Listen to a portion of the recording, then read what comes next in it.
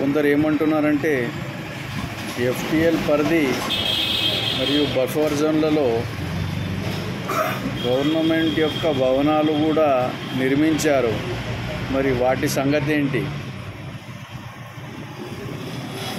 ఎవరి నాయన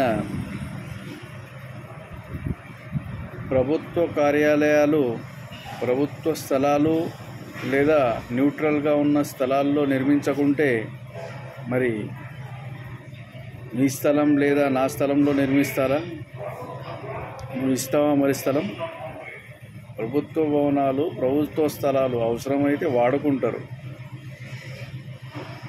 నిర్మిస్తారు. అవసరమైతే చెరువులో కొద్దిగా స్థలాన్ని తీసుకొని వాడుకునే హక్కు గవర్నమెంట్కి ఉంది.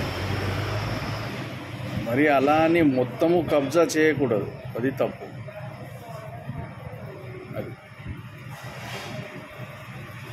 సో